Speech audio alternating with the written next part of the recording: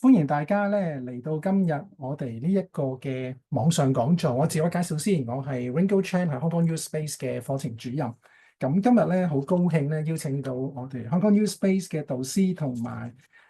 亦都係業界好資深嘅分析員梁耀康先生，為我哋講解咧今日我哋呢一個2025年第三季度美股投資部署新契機。啊、Dave 咧，亦都係 Hong Kong Money Club 嘅聯合創辦人，亦都係平台分析師。Dave 咧，亦都係擁有多年投資美股分析同埋評論嘅經驗啦。咁亦都係喺香港經濟日報咧係撰寫呢個美股嘅財經專欄，亦都經常接受咧唔同嘅媒體嘅訪問。咁所以咧特別是今日我哋睇到咧上個禮拜，似乎美股咧就已經翻去咧年初咧嗰個狀態。即係雖然我哋知道4月咧呢一個所謂特朗普嘅解放日咧，曾經有一個好大嘅調整啊，但係咧就我哋都見到，似乎美股嗰個韌性咧依然係好唔錯。咁我哋咧就而家咧就唔阻大家咁多時間啦，咁就有請 Dave，唔該晒你 Dave，可能要開麥 Dave，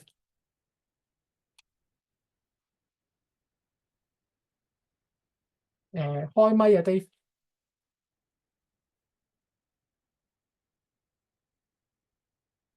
Dave，sorry Dave，開麥啊開麥，係係啊係而家聽係唔聽得啊？聽到啦，係啦係啦而家聽到啊？OK，係啦係啦，頭好，先聽唔到嘅，OK，唔該晒。好咁我放大翻個 screen 先啊。好好，咁啊，多謝大家聽呢個嘅第二季嗰個嘅美股投資講座啦嚇。咁今日我會講幾個議題嘅。咁第一個就講翻其實美股而家嘅最新情況啦。咁未來要留啲咩嘅留意事項啦。咁跟住就會講翻其實而家喺咁嘅情況之下有啲咩嘅部署我哋應該要做咧嚇。嗱，首先其實唔知大家有冇留意翻美股啦嚇，或者係港股又好啊，整體宏觀嘅大市又好啊嚇。其實美股而家其實都相對上係幾強勢嘅。你睇翻上個禮拜五啦，咁你標普500指數咧，其實係三大指數其實都做好嘅。你特別係標普500指數咧，其實已經咧再創翻嗰個歷史新高㗎啦嚇。咁年初至今，其實標普500指數咧已經升緊5%㗎啦。咁再睇埋啦，納指啦，納指其實係科技股嘅含量會重啲嚇，大家都覺得呢個係科技股嘅一個指數啦嚇。咁啊，上個禮拜五其實就同樣都係創出呢個歷史新高。咁啊，年初至今咧，其實都係升5%左右啦嚇。道指就爭少少嘅，咁啊爭少少時啊先至創到個歷史新高，因為你喺呢個位置你都記得到啦嚇，咁同嗰個頂位咧係爭啲啦。咁但係你年初至今其實都升緊3%，其實都有一個叫做可以嘅回報啦嚇。今年都係一個正數。嗱，你從呢個三大指數嘅走勢分別，你可以睇得到啦。嗱，標普500指數其實就反映緊整體嘅美股其實係好強勢嘅。嗱，risk on 即係其實大家嗰個嘅承受風險願意覺得嘅市場情緒比較樂觀啲嘅時候，咁納指啦同標普500指數咧，其實就相對上會強少少嘅。咁另外就係一個 risk off 啦，即係有少少驚驚地啦嘅情況之下咧，咁可能嗰個道指嘅表現其實就會好啲嚇。咁而家其實整體嘅上嘅走勢其實美股都係向好啦，咁但係都有少少暗湧啦，就係其實上個禮拜五所以你見得到其實大家都係向好喎，咁但係其實道指其實上個禮拜五其實就強過你標普同埋納指，咁其實上個禮拜五會有少少問題咧，但即係雖然整體方向都係向好，咁但係因為其實你盤中因為其實出現啲問題嘅，就加拿大話要加呢個向美國企業加呢個嘅數字服務稅，咁其實就有一紮嘢啦，咁唔同條件啦，咁就係其實亞馬遜蘋果呢啲其實都有機會要向佢哋徵稅嘅加拿大嗰方面。咁所以其實美國總統特朗普咧就覺得其實呢個係唔接受嘅，咁就要同加拿大佢要不滿啦，咁就會同佢暫停同佢呢個關稅嗰個協議，所以其實令到上個禮拜五咧盤中其實係有少少震盪，但係整體上嚟講其實都係向好啦嚇。不過好快轉態啦你見得到其實今日都已經出翻嗰個新聞啦，就話加拿大岸長其實都同意就取消翻個數位稅啦然之後加拿大總理其實都同特朗普其實都傾過雙方都同意去恢復翻個談判啦，咁期望就喺7月21日咧，其實達成翻個協議。所以你要見得到啦，而家就暫時嚟講，個 overall 嗰個情況其實都係相對上係樂觀少少。我哋又睇埋其實你由4月嗰一下，其實彈翻上嚟，其實係啲咩情況咧？因為你呢一下好由高位跌落嚟咧，係因為講緊擔心呢個嘅關稅影響啦，未來會令到個通脹好高啦嚇。咁而呢一下其實係呢一下好明顯咁樣彈翻上嚟咧。咁其實就話其實好多嘢其實都可以延後啦，咁樣就會令到市場氣氛其實突然間就好轉好多嚇。咁4月反彈其實係全因為一個原因啦，咁就係我哋要叫做一個 tackle 嘅一個交易嚇。咁去到而家其實好多嘅關稅嘅協議咧，應該係7月初到期，但係而家就唔係話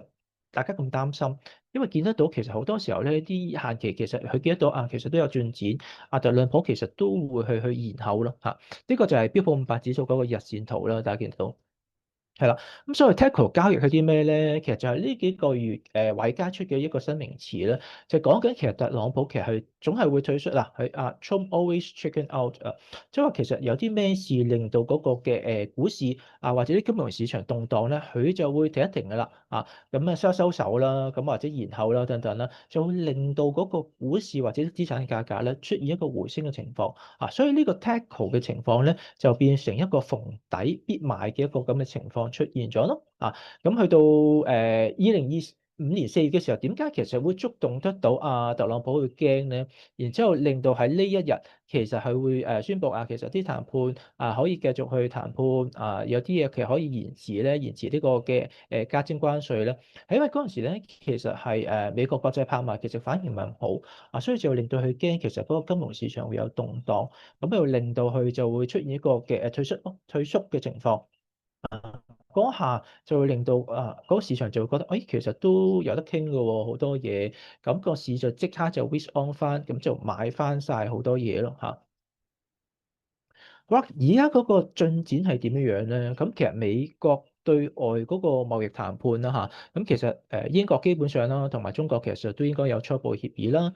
咁歐盟方面其實都已經基本上都應該會有啲大讓步噶啦，同埋之前其實都震嗰下嘅，但係其實就唔係好深因為嗰下同歐盟其實又係好似加拿大咁啦，仲有少少衝突啦喺貿易談判跟住就話雙方其實都願意坐低落嚟傾下啦咁所以其實歐盟嗰談判日期其實都已經延後咗，7月啲咁上下嗰啲日子啦。咁但係而家唔係太過關心嗰個 exactly 嗰個日期，咁但係大家就會關心到底嗰個會唔會盤中可能有少少嘅一啲波動影響啦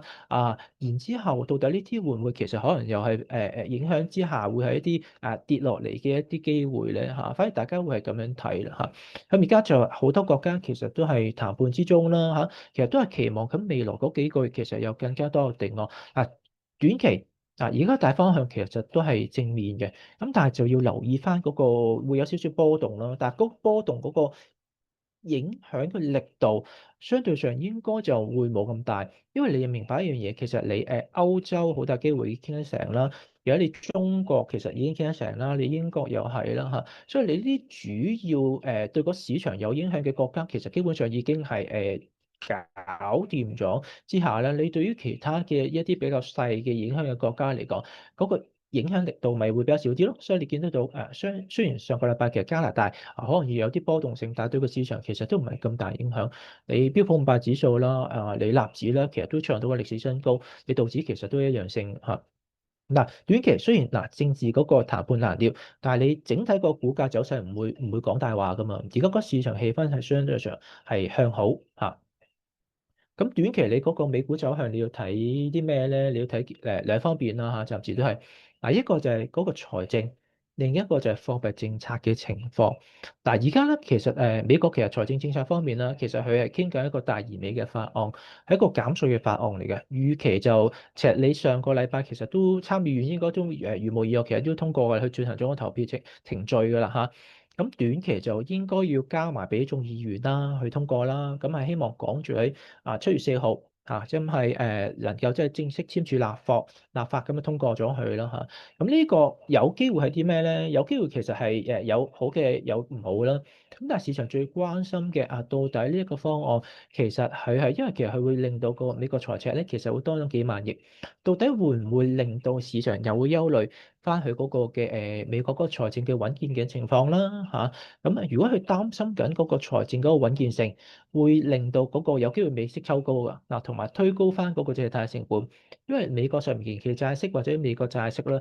其實係相對上一個嘅借貸成本嗰個參考嚟嚇。所以如果呢啲咁嘅債息飆高嘅話咧，對於嗰個嘅金融市場其實唔係一個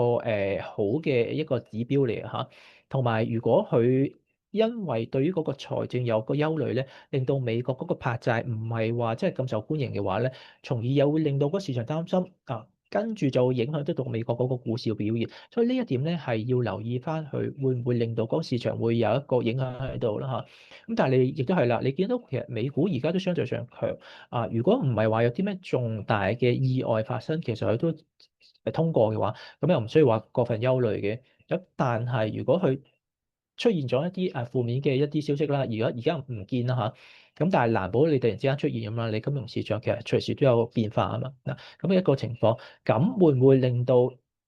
因為個赤字增加咗，而令到市場有一個嘅財務方面嘅憂慮咧？呢點係要擺喺個監察名單入邊注意嘅一個因素咯。但係短期嚟講，相信就唔會話係一個重大負面因素嚟嘅嚇。係啦，咁嚟緊其實有啲咩係特別要睇咧？咁就係貨幣政策嘅一個嘅會唔會可以減息啦？其實下半年，因為你睇翻咧，其實係6月嗰個議息啦，咁跟住其實有一個嘅經濟預測啦。咁從嗰個點陣圖見得到，其實喺呢個2025年嘅下半年咧，其實應該有機會係要減息2次啊嚇。咁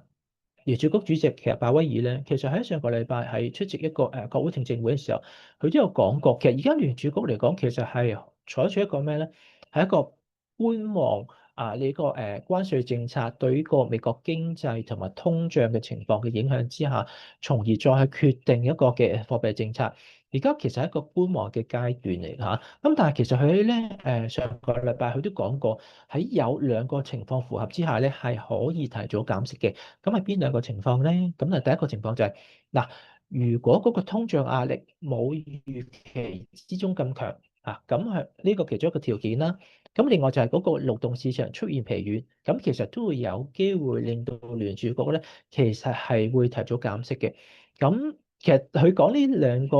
觀點，其實都係一直聯儲局嘅其實一個嘅工作目標啦嚇。如果大家都會知得到嘅話，其實聯儲局其實有兩大目標嘅，一個就係維持住一個物價穩定，另一個就要就業市場最大化啦嚇。咁所以如果物價穩定，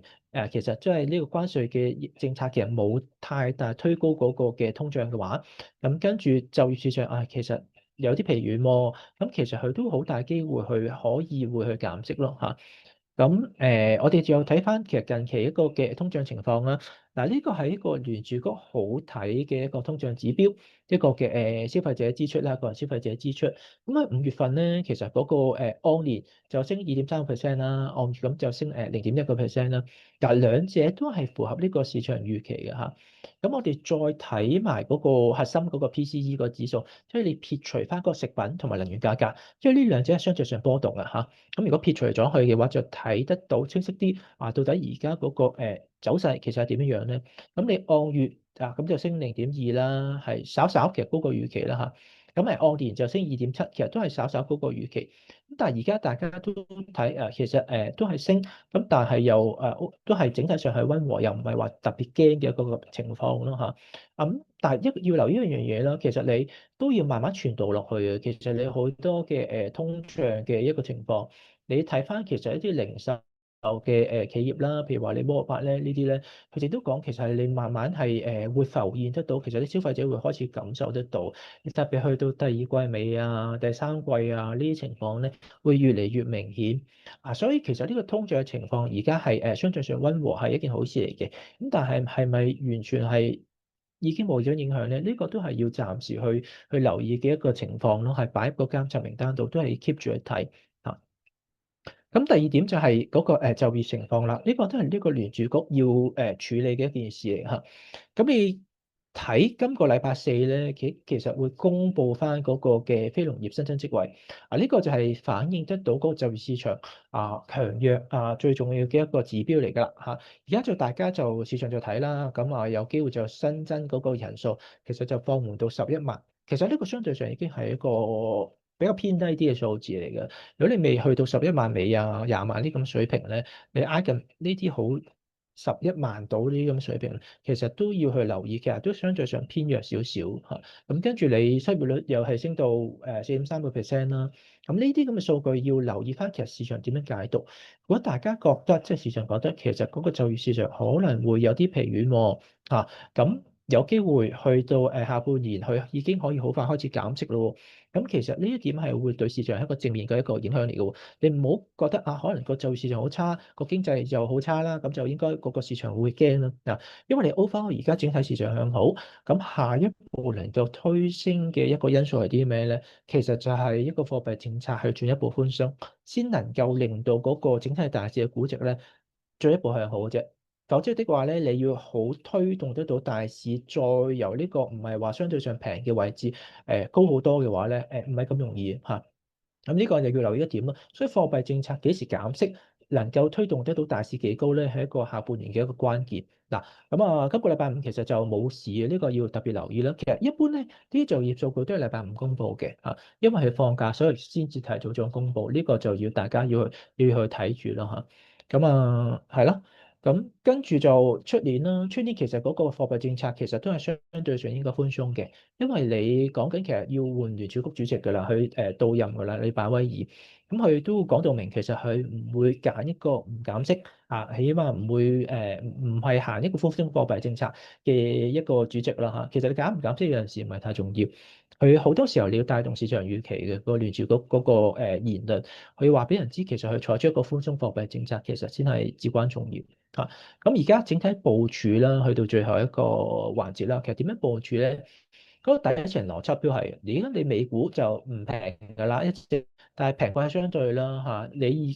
家去買去美股，你要明白其實你係追求緊一個回報，同埋都係伴隨住一個風險啦同埋都要了解一樣嘢，其實你又唔需要話太驚，因為而家市場上面其實都願意比較一個比較高嘅估值去買呢個美股，其實都唔係一段短時間嚟嘅，好多人都話好貴好貴好貴，咁但係佢你見得到佢嘅韌性好強，你喺年頭跌完落去，好快有 V 彈翻上嚟。同埋你一點，其實你近期一啲政治局勢啦，即係你美軍其實好快出手就平定咗伊朗嗰個一個比較相對上一個嘅戰事啦咁其實好明顯，其實係有一個比較強嘅絕對軍事實力。而你而家美國佢有一個好強嘅軍事啦、科技啦強，同埋金融係集於一身咧。其實呢點好重要，特別係軍事實力咧，係證明得到美元其實都依然唔可以動搖。因為你講緊年初咧，大家都覺得呢個美國例外論其實就有動搖啦，要減呢個美國資產啊，所以美股或者其他美國資產都有少少嘅譬如拋售嘅壓力㗎咁但係你見得到其實佢彈翻上嚟啦，美股跟住你基本上其實你軍事實力太強，其實你冇可能去動搖得到佢嗰個金融體系㗎啦基本上。咁而家其實你美元啦，或者美國資產嗰個價值其實都繼續強啦，咁變咗其實你美股其實唔，但係嗰底層嗰一樣嘢你唔需要話太擔心好多你個長期部署佢會不停咁減啲美國資產咯，而家就好明顯唔會啦，根本冇咁嘅能力咁如果而家喺嗰個美股大市其實繼續向上升嘅話，你應該可以點樣部署咧？因為有啲朋友其實係未必話好接觸好深，佢覺得我都唔了解，咁應該可以點咧？你最簡單其實你咪買翻啲指數咯同恒生指數嗰啲其實都係一樣嘅啫嘛。你買個大市，你喺香港你買盈富基金咁其實你買美股你都可以用指數去參與啦咁指數就算你買指數，其實都有唔同方法。咁第一個就係你買啲冇槓桿嘅啦，好似呢啲QQQ 呢啲，你買納指100嘅 ETF 咯。如果你比較可以進取少少嘅話，你咪買啲有槓桿嘅咯。譬如話你 ProShare 呢啲 TQQQ 咁你有3倍槓桿。咁但係要留意翻自己嘅風險承受嘅能力啦。咁呢個就係 QQQ 嗰個日線圖啦。你見得到其實佢同呢個嘅納指嗰個嘅走勢其實都係基本上一致啦咁所以其實你買指數要睇翻你嗰個嘅風險同埋你嗰個槓桿嘅情況呢個就相對上係最易入門版啦咁第二就係我覺得其實因為佢破翻歷史高位啊嘛，你都係強者恒強嘅，亦都係買翻啲比較破頂股啊，同埋一啲嘅蓄勢破頂股份咧，係會比較好少少。現階段點解咧？因為你上方係冇蟹貨啦，咁你如果你大市上升嘅話咧，呢一類股份咧，其實更加有力去推高嗰個股價。譬如話呢個晶片股王啦，NVIDIA 啦，台積電啦嚇。如果你 NVIDIA 你覺得其實如果你真係計翻估值咧，NVIDIA 唔係話真係特別好貴嚇，咁所以又唔係話真係十分之要驚，當然唔係平啦嚇。你如果你大市回落去，佢同樣都會一定會有波動性啦嚇。另外台積電啦、Meta Platform 啦，呢啲又係準備破呢個歷史高位啦嚇。呢個係 NVIDIA 即係英偉達嗰個日線圖啦。你會見得到其實佢4月嗰陣時跌落去，跟住其實慢慢翻上去。其實中途都會驚過，其實佢可能會冇進中國市場嚇。咁但係因為其實特朗普帶佢去呢個中東市場，而中東市場其實亦都願意，美國亦都願意俾中東去發展成為一個嘅人工智能嘅一個中心啦，或者俾佢擁有一啲相對上係好強嘅技術啦。咁所以其實中東方面咧，對於呢個嘅芯片個需求咧，其實好大嘅，咁啊令到佢可以填補到一大部分嘅中國方面嘅一個失去咗個市場咯嚇。咁同埋中東方面其實點解佢本身都咁嗰個需求咁強咧？因為其實中東方面其實對於嗰個加密幣個發展咧，其實都好前嘅，所以佢對呢方面嘅人工智能啊、加密幣啊等等嘅發展咧，對嗰個硬件需求其實都好大，咁係會令到 NVIDIA 嗰個需求其實依然係能夠保持得到嚇。咁相信未來一段日子，其實你 AI 方面嗰個 demand 依然會好強，冇乜改變。咁第三個你係揀啲強勢板塊中嘅二線梯隊啦嚇，咁譬如話 AMD 啦、Marvel 啦呢啲啦，咁其實都係芯片股入邊嘅一啲二線梯隊，而佢嘅走勢亦都係由低位彈翻上去嘅呢啲股係一啲追落後嘅一啲選擇咯嚇。啊，咁另外就係一啲金融股啦嚇，金融股點解可以睇咧？因為你講緊呢個衝擊減息同埋大市就相對上強咧，咁其實金融股其實都會係一個選擇嚟嘅。你見得到咧，其實摩根大通啊、高盛啊呢啲好大隻金融股嚟啊，呢隻係零售好強啦嚇，呢隻係投行啦嚇，咁佢哋都係啲歷史高位啦，升到上去。呢個就係摩根大通個日線圖啦嚇。如果你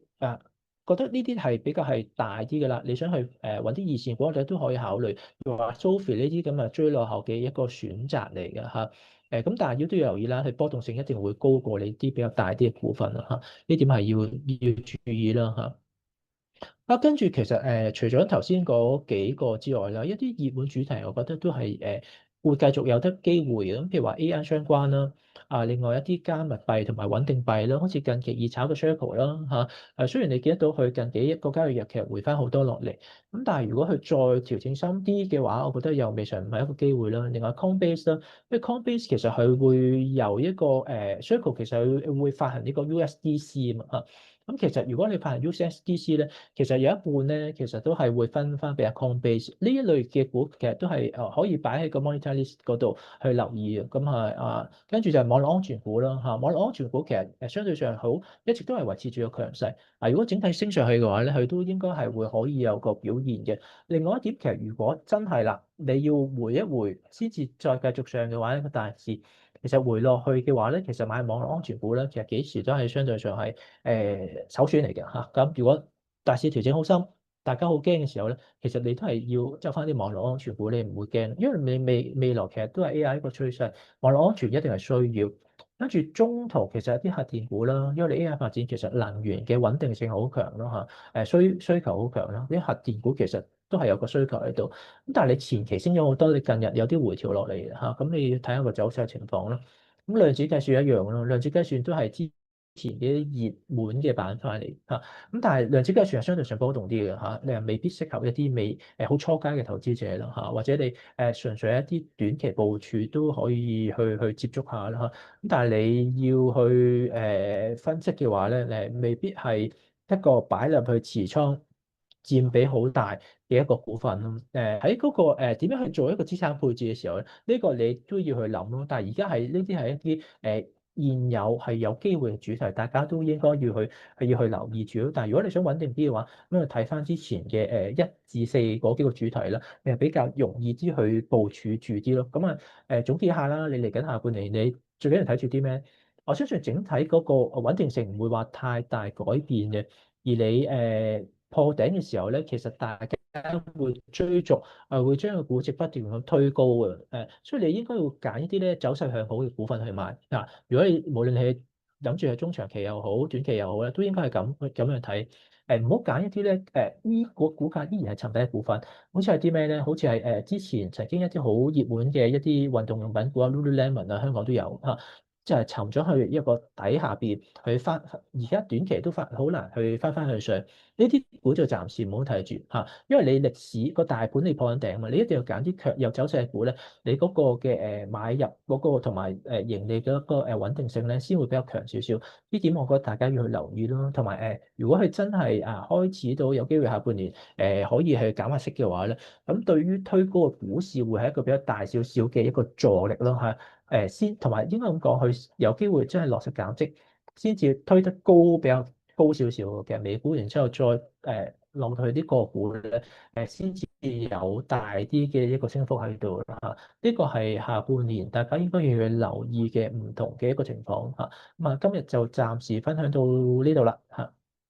唔該晒 Dave，咁可能麻煩阿 Dave 係啦，咁啊大家都好多謝阿 Dave 咧，喺呢嗰個從宏觀跟住到板塊，亦都到個股嘅一啲嘅睇法啦。咁其實我都見到咧，美股咧即係嗰個韌性係非常之強啦。我哋都覺得作為投資者咧，亦都係應該要留意一下美股嘅一啲嘅投資策略嘅。咁所以頭先大家都見到咧，淨係阿 Dave 嘅一個半個鐘嘅分享咧，已經有我都見到啦，有超過阿 Dave 同大家分享咗超過8隻嘅股票啦，亦都有6個唔同嘅板塊嘅。咁我覺得咧，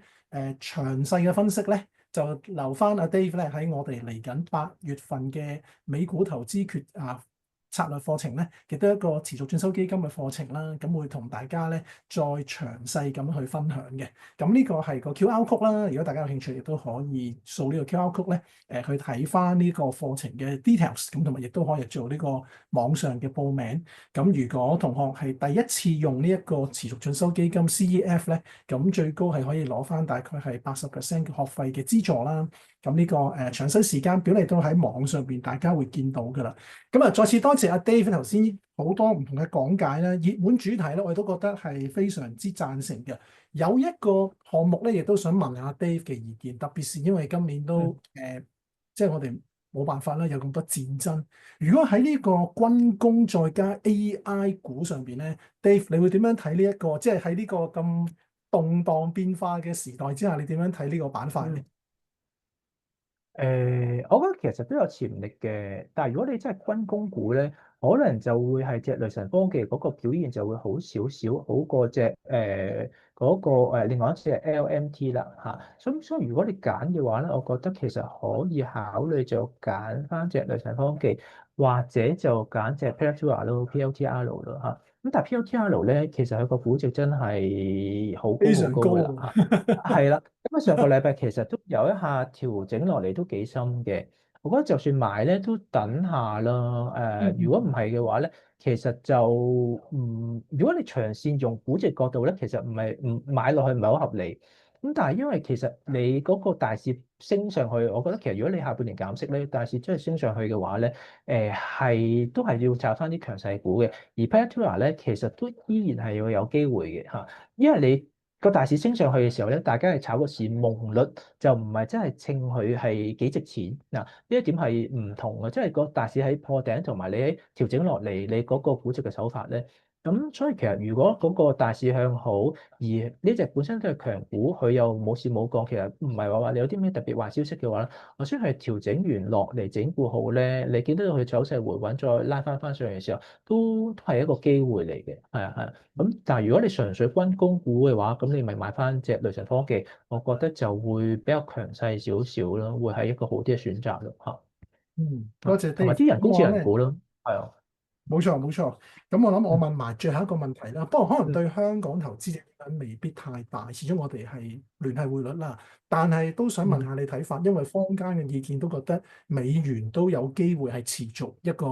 貶值嘅壓力啦。咁呢一方面你點樣睇咧？Dave？嗯我覺得美金係咪會持續貶值就都係要睇個貨幣政策啦。如果你真係嗯係咁持續有機會持續減息嘅話，你一定會對美元有一定嘅壓力喺度啦嚇。咁但係